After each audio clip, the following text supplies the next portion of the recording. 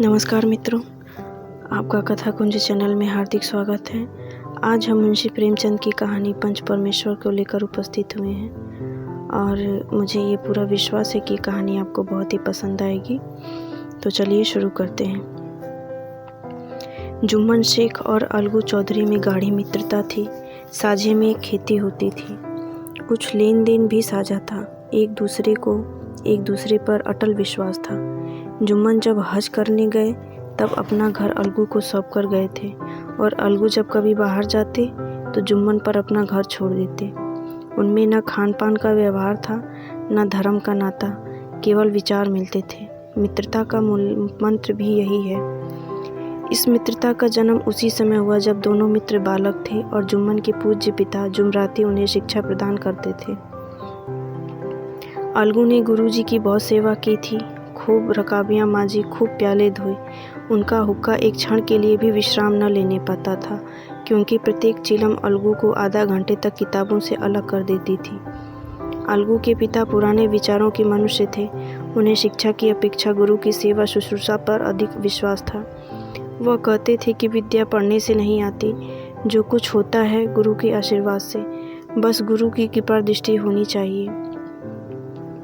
अतएव यदि अलगू पर जुमराती शेख के आशीर्वाद अथवा सत्संग का कुछ फल न हुआ तो यह मानकर संतोष कर लेना कि विद्योपार्जन में उसने यथाशक्ति कोई बात उठा नहीं रखी।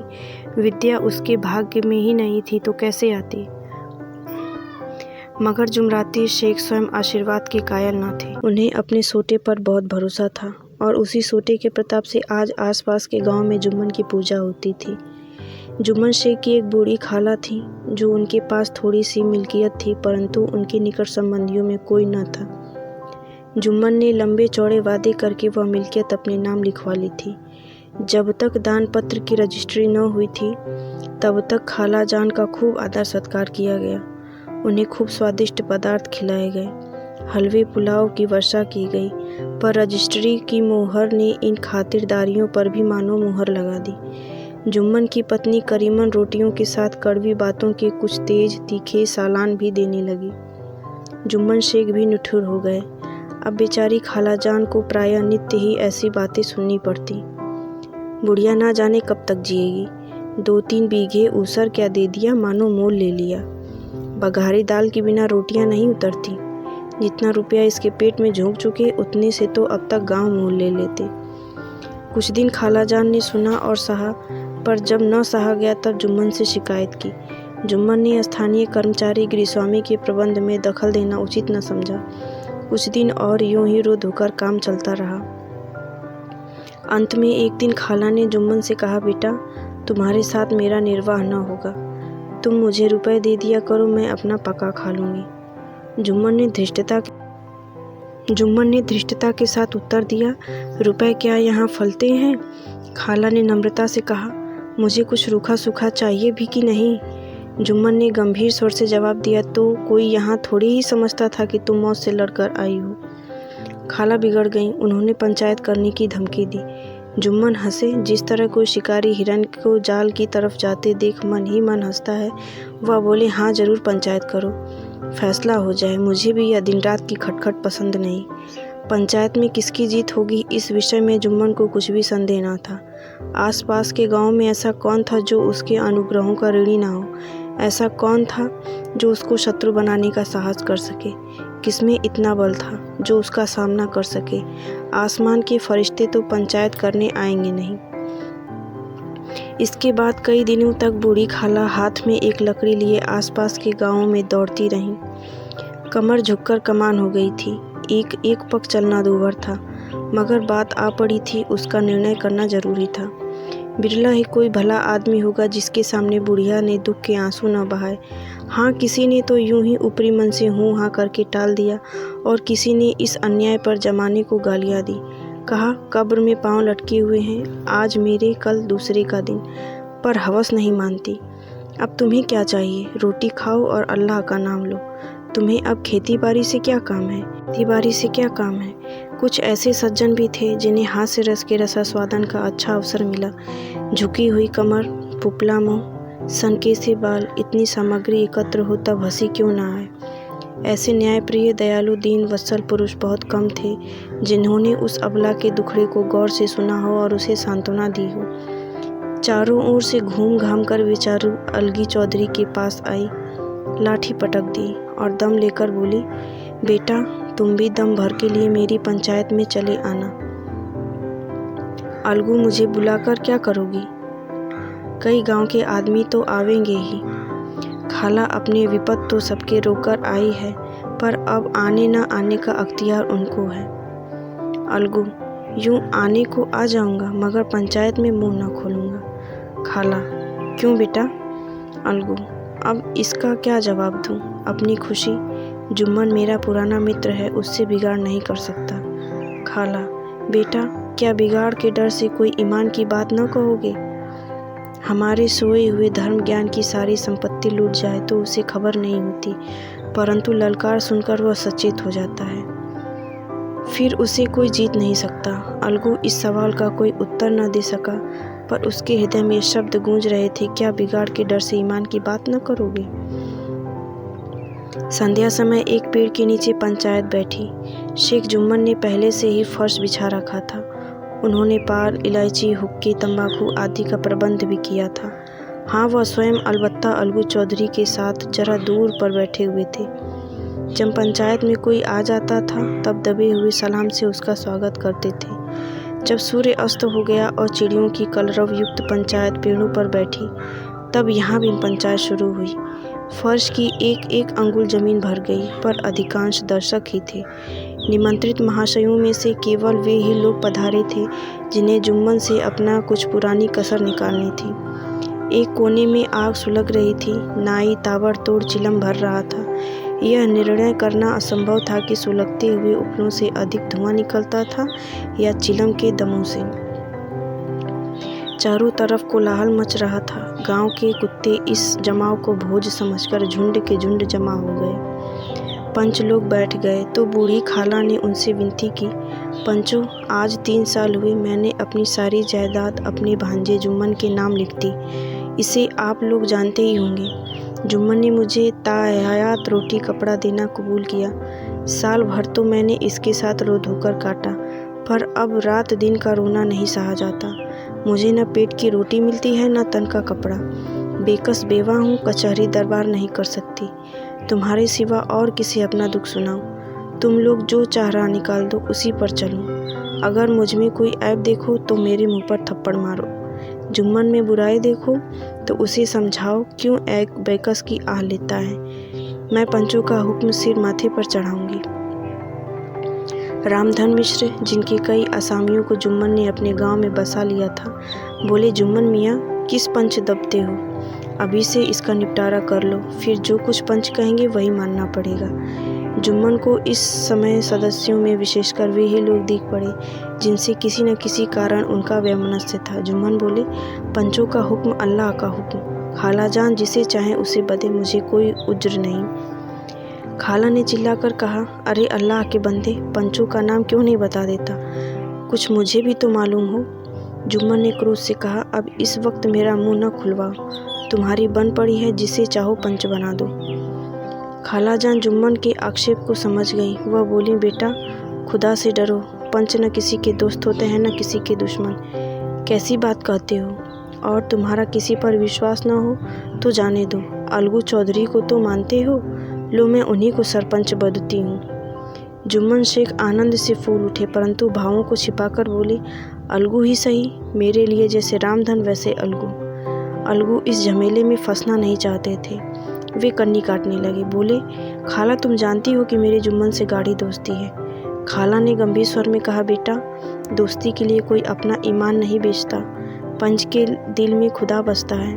पंचों के मुंह से जो बात निकलती है वह खुदा की तरफ से निकलती है। अलगू चौधरी सरपंच हुए। रामधन मिश्र और जुम्मन के दूसरे विरोधियों ने बुढ़िया को मन में बहुत घूसा। अलगू चौधरी बोले, शेख जुम्मन, हम और तुम पुराने दोस्त हैं। जब काम पड़ा तुमने हमारी मदद की और हम भी जो कुछ बन पड़ा तुम्हारी सेवा करते रहे, मगर इस समय तुम और बूढ़ी खाला दोनों हमारे निगाह में बराबर हो। तुमको पंचों से जो कुछ अर्ज करनी हो करो। जुम्मन को पूरा विश्वास था कि अब बाजी मेरी है। अलगू यह सब दिखावे की बातें कर रहा है। अतएव शांत चित्त होकर बोला, पंचो 3 साल हुए खालाजान ने अपनी जायदाद मेरे नाम हिब्बा कर दी थी। मैंने उन्हें ता हयात खाना कपड़ा देना कबूल किया था। खुदा गवाह है, आज तक मैंने खालाजान को कोई तकलीफ़ नहीं दी। मैं अपनी माँ के समान समझता हूँ उन्हें। उनकी खिदमत करना मेरा फ़र्ज़ है। मगर और बड़े बड़े सींगों वाले थे। महीनों तक आसपास के गांव के लोग दर्शन करते रहे। दैवयोग से जुम्मन की पंचायत के 1 महीने के बाद इस जोड़ी का एक बैल मर गया। जुम्मन ने दोस्तों से कहा कि यह दगाबाजी की सज़ा है। इंसान सब्र भले ही कर जाए, पर खुदा नेक बद सब देखता है। अलगू को संदेह हुआ कि जुम्मन ने बैल को विष दे दिया है। चौधराइन ने भी जुम्मन पर ही इसी दुर्घटना का दोषारोपण किया।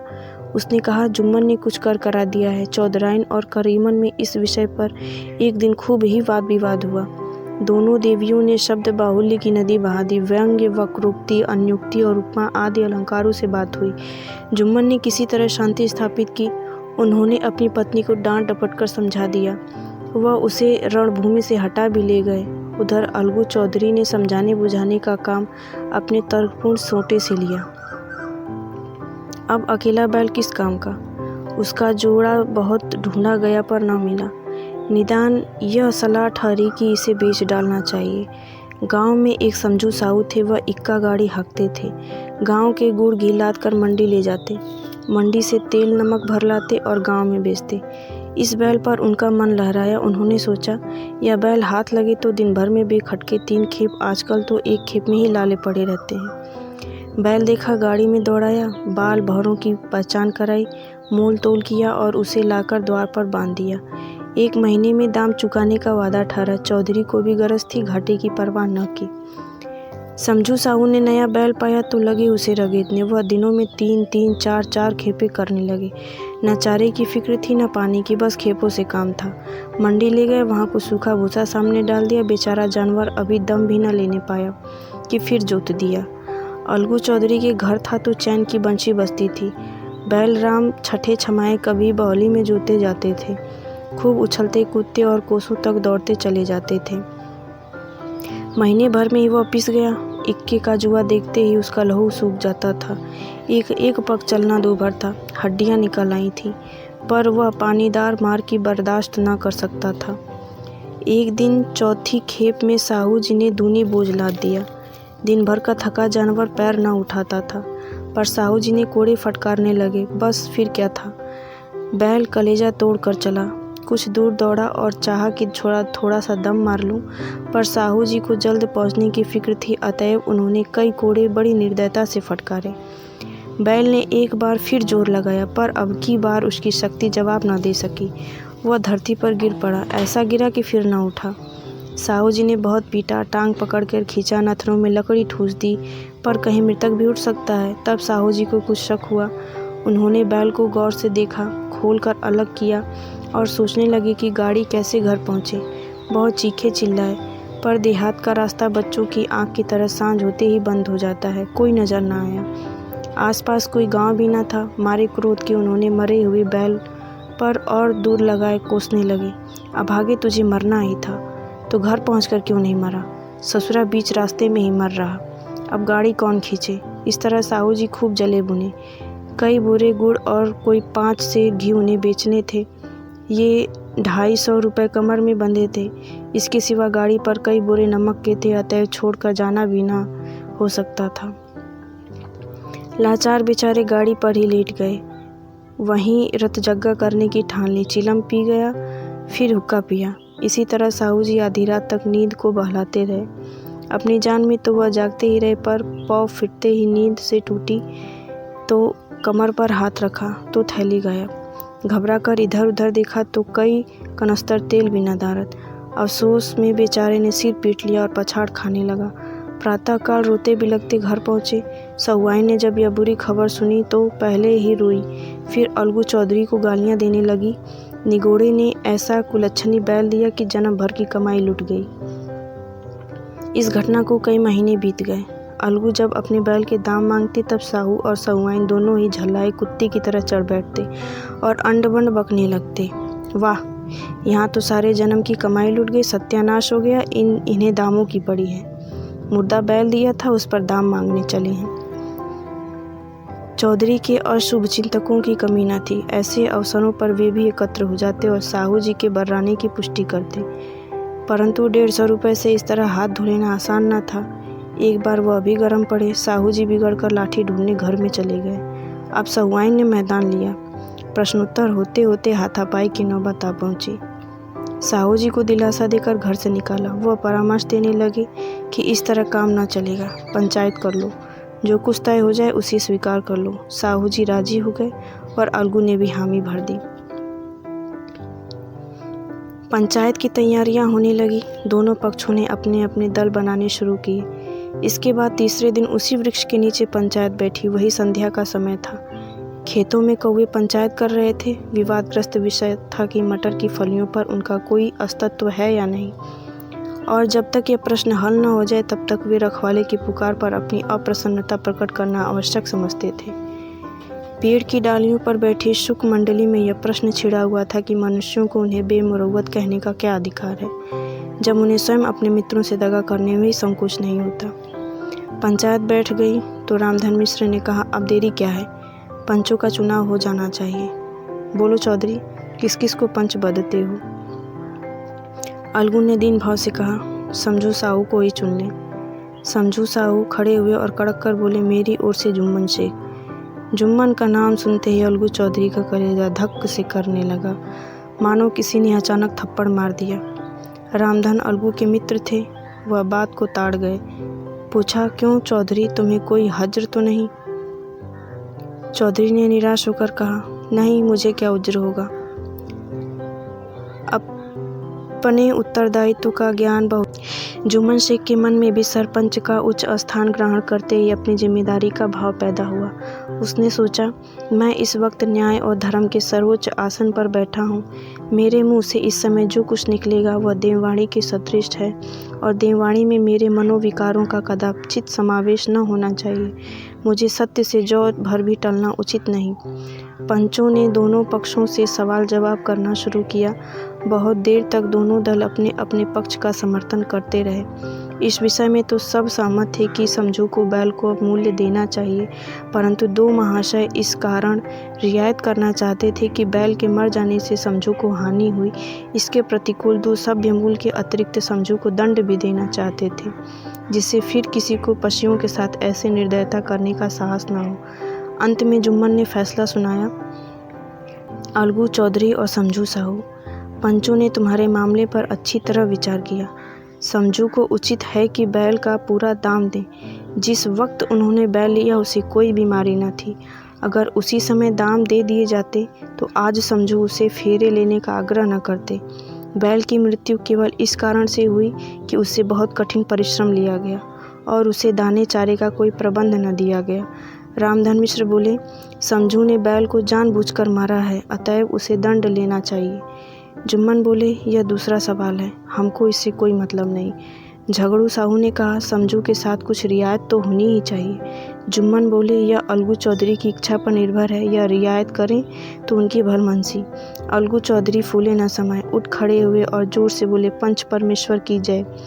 इसके साथ ही चारों ओर से प्रतिध्वनि हुई, पंच परमेश्वर की जय। प्रत्येक मनुष्य जुम्मन की नीति को सराहता था। इसे कहते हैं न्याय। यह मनुष्य का काम नहीं, पंच में परमेश्वर वास करते हैं, यह उन्हीं की महिमा है।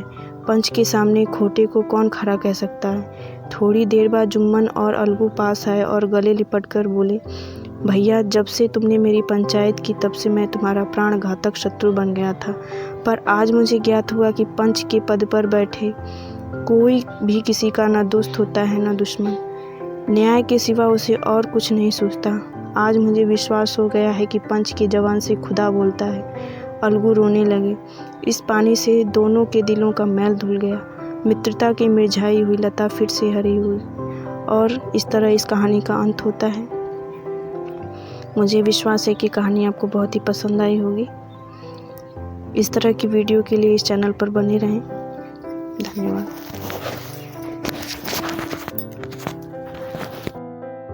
ये फैसला सुनते ही जुम्मन सन्नाटे में आ गए। जो अपना मित्र हो वह शत्रु का व्यवहार करे और गले पर छुरी फेरे, इस समय के हेर फेर के सिवा और क्या कहें। जिस पर पूरा भरोसा था उसने समय पड़ने पर धोखा दिया। ऐसे ही अवसरों पर झूठे सच्चे मित्रों की परीक्षा की जाती है। यही कलयुग की दोस्ती है। अगर लोग ऐसे कपटी धोखेबाज न होते तो देश में आपत्तियों का प्रकोप क्यों होता। यह हैजा, प्लेग आदि व्याधियां दुष्कर्मों के हेतु दंड हैं। मगर रामधन मिश्र और अन्य पंच अलगू की इस नीति परायणता की प्रशंसा जी खोलकर कर रहे थे। वे कहते थे, इसका नाम पंचायत है, दूध का दूध और पानी का पानी कर दिया। दोस्ती दोस्ती की जगह है, किंतु धर्म का पालन करना मुख्य कर्म है। ऐसे ही सत्यवादियों की बल पर तो पृथ्वी ठहरी है, नहीं तो वह कब की रसातल को चली जाती। मगर इस फैसले ने अलगू और जुम्मन की दोस्ती की जड़ हिला दी। अब वे साथ साथ बातें करते नहीं दिखाई देते। इतना पुराना मित्रता रूपी वृक्ष सत्य का एक झोंका भी न सह सका। सचमुच वह बालू की ही जमीन पर खड़ा था। उनमें अब शिष्टाचार का अधिक व्यवहार होने लगा। एक दूसरे की आव भगत ज़्यादा करने लगे।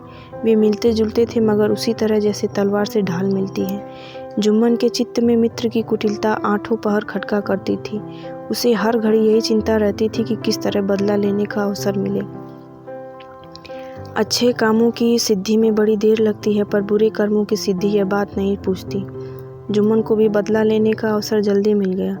पिछले साल अलगू चौधरी के बटेसर से बैलों की एक बहुत अच्छी गोई मोल लाए थे। बैल पछाई जाती